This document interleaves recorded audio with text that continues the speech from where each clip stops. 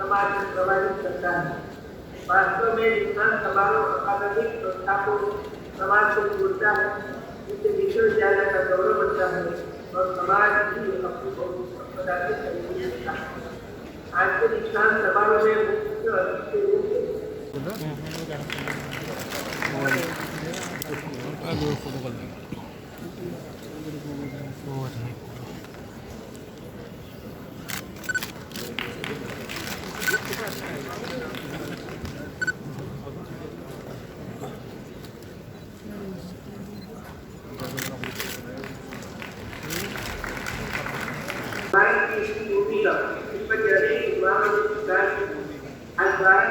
व्यवस्था को प्राप्त करने के लिए प्रधानमंत्री नरेंद्र मोदी के नेतृत्व में आगे बढ़ा। भारत सरकार की आजादी प्राप्ति के बाद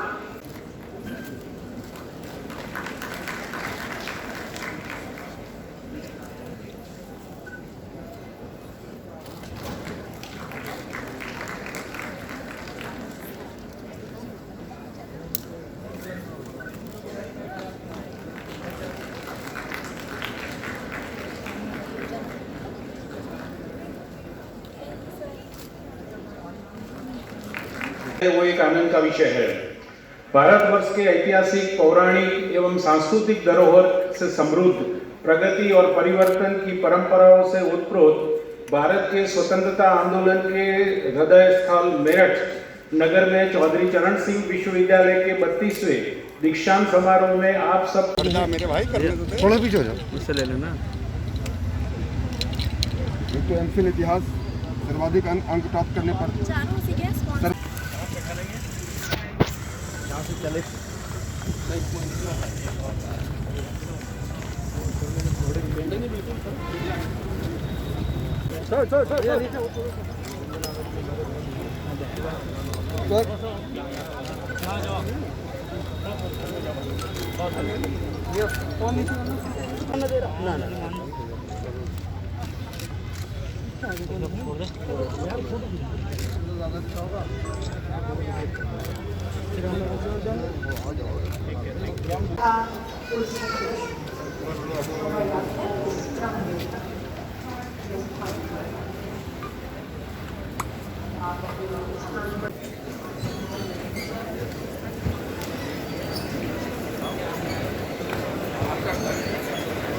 दीक्षांत शोभा यात्रा सभागार में प्रवेश करने के क्रम के विपरीत क्रम में प्रस्थान करेगी।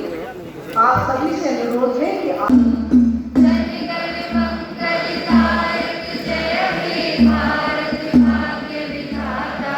विश्वविद्यालय में था और इस दीक्षांत समारोह के अंतर्गत आज तमाम विद्यार्थियों को उपाधियां दी गई हैं। मुझे इस बात की खुशी है कि बालिकाओं की जो संख्या थी वो काफ़ी अधिक थी।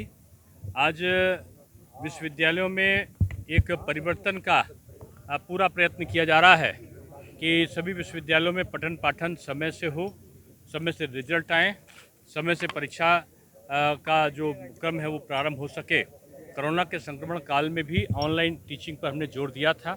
नई शिक्षा नीति लागू होने के बाद हमारा प्रयत्न ये है कि डिजिटलीकरण पे हम जोर दें और जो पाठ्यक्रम का कॉमन कैरिकुलर है 70% वो एक सा हो सभी विश्वविद्यालयों में। 30% कोर्स ऐसा हो जो विश्वविद्यालय अपने स्तर पर तय करे। तमाम नए विश्वविद्यालय हम लोग खोल रहे हैं, राज्य विश्वविद्यालय, जिसमें अलीगढ़, सहारनपुर और आजमगढ़ राज्य विश्वविद्यालय के रूप में खोल रहे हैं। इसके अलावा जो स्पोर्ट्स यूनिवर्सिटी है, खेल विश्वविद्यालय है, आयुष विश्वविद्यालय है, मेडिकल यूनिवर्सिटी है और विधि विश्वविद्यालय है, इनकी स्थापना भी की जा रही है। तमाम जनपदों में निजी विश्वविद्यालय विभिन्न आयामों में, जैसे अयोध्या में प्रस्ताव है कि वो श्री राम विश्वविद्यालय के रूप में वो स्थापित करना चाहते हैं कुछ निजी क्षेत्र के विश्वविद्यालय खोलने वाले लोग। तो इसी प्रकार से अलग अलग विषयों पर विश्वविद्यालयों का पठन पाठन की प्रक्रिया सुचारू रूप से शुरू हो सके, इसकी पूरी कोशिश की गई है। जो शिक्षा के अंतर्गत अभी उच्च शिक्षा में मैंने कहा कि समय से परीक्षाएं हों, उसी तरीके से माध्यमिक शिक्षा में भी 24 अप्रैल से हमारी परीक्षाएं होंगी, नकल विहीन परीक्षा हो। इसके लिए 1,91,000 CCTV कैमरा और 1,80,000 से ऊपर शिक्षकों के द्वारा इन्विजिलेशन की प्रक्रिया, सभी जगह स्टैटिक मजिस्ट्रेट की नियुक्ति हो और परीक्षा केंद्रों का जो संचालन है, निर्धारण है, वो भी लगभग समाप्ति की ओर है। पूरे प्रदेश में इस बार 10% के आसपास पिछले वर्ष से जो परीक्षा केंद्र होंगे वो ज़्यादा होंगे और पाठ्यक्रम हमारा जो कोर्स है वो 30% कोर्स कम करके जुलाई से ही उसको हमने निर्धारित कर दिया था। जो हमारे पाठ्यक्रम का जो प्रश्न पत्र होंगे वो 30% कम पाठ्यक्रम के आधार पर ही आएंगे और हमारा पूरा प्रक्रिया है कि शिक्षा में एक व्यापक परिवर्तन और परिवर्धन हो। इसके लिए जगह जगह दीक्षांत समारोह में भी हम लोग जा रहे हैं और इसका एक अवसर होता है जब हम विश्वविद्यालय द्वारा जो शैक्षिक प्रक्रियाओं को संपादित किया गया उसका हम विश्लेषण कर सकें। में जो है वो 5 सब्जेक्ट इस बार रिवाइज किए गए और 31 में से 5 हटा दिए गए हैं। तो उन सब्जेक्ट को जो हटाया गया, अभी आप कृषि और स्कूल जाएंगे, लेकिन कृषि इंजीनियरिंग नहीं, देखिए पाठ्यक्रमों का परीक्षण ये बदलने का हटाया गया शब्द नहीं ठीक है, उसमें संशोधन करने की प्रक्रिया सभी विश्वविद्यालयों में चलती है और वो एक सतत चलने वाली प्रक्रिया है। कोरोना कारण स्कूल कॉलेज चले नहीं, लेकिन जो एग्जाम है सर, जो बच्चों के लिए प्राइमरी की माध्यमिक है, मैंने पहले बताया कि हमारी ऑनलाइन कक्षाएं जिसमें लेक्चर्स को अपलोड करके हम लोग करते थे, स्वयं प्रभा चैनल के माध्यम से, दूरदर्शन के माध्यम से, ई गंगा पोर्टल के माध्यम से, इंटरनेट के माध्यम से, प्री लोडेड टैबलेट के माध्यम से, या ऑनलाइन कक्षाएं व्हाट्सएप ग्रुप के माध्यम से ऑनलाइन कक्षाएं हमारी चली हैं। 30% कम पाठ्यक्रम करके हम समय से परीक्षाओं को संपादित कर रहे हैं। सर, कृषि कानून की अगर बात करें तो पश्चिम में सभी विपक्षी दल अपना निशान साधने, किसानों को साधने की कोशिश कर रहे हैं। तो सर, भाजपा क्या कृषि कानून में कोई बदलाव लाएगा? देखिए, अन्नदाता हमारे लिए सर्वोच्च प्राथमिकता है और किसानों की आमदनी दुगनी हो, इसके लिए माननीय मोदी जी और माननीय योगी जी दोनों प्रयत्न कर रहे हैं और हमारी पूरी कोशिश ये है कि समय से बिजली हो। बिजली 18 से 22 घंटे हम गाँवों में दे रहे हैं। हम घर घर टॉयलेट्स हमने दिया है, घर घर हम प्रधानमंत्री आवास उनको मिल सके, गैस के कनेक्शन उनको मिल सके, खाद, बिजली, पानी और सिंचाई के साधन उनको मुहैया हो सके और उनके ऋण का सरलीकरण हो सके।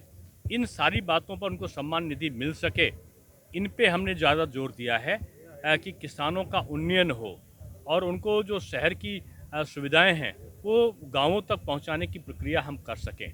इसलिए हमारी प्राथमिकता किसान है और कुछ लोग अगर दिग्भ्रमित करने का प्रयत्न करते हैं तो वो सफल नहीं होने वाले, क्योंकि किसान और मोदी जी एक दूसरे के पर्याय हैं। सर, आपने तो बिजली की बात कही है, किसानों का कहना यह है कि बिजली पे भी अब किसानों से ज़्यादा वसूली की जा रही है, 25,000 रुपये ट्वेल लगाने के नाम पर लिए जा रहे हैं। नहीं, कुछ बिजली के 2 वर्ष से तो कुछ दाम बढ़ा ही नहीं गए। लेकिन यूनिवर्सिटी के सामने का झुग्गियों का इतना जाल बिछा हुआ है यूनिवर्सिटी के सामने, तो कैसे नेक में सर अतिक्रमण के लिए तमाम कहा जा रहा है। मैंने कहा ना कि अन्नदाता हमारी प्राथमिकता है और अन्नदाता के उन्नयन के लिए, उनकी वृद्धि के लिए, उनकी आय को वृद्धि करने के लिए जो भी प्रयत्न उत्तर प्रदेश सरकार से हो सकेंगे वो करती रहेगी। सर, विश्वविद्यालय प्रशासन बार-बार एजुकेशन से वो करता है कि बाहर अतिक्रमण की मांग हो गया है। मैं बात करूंगा, जिलाधिकारी से बात करूंगा।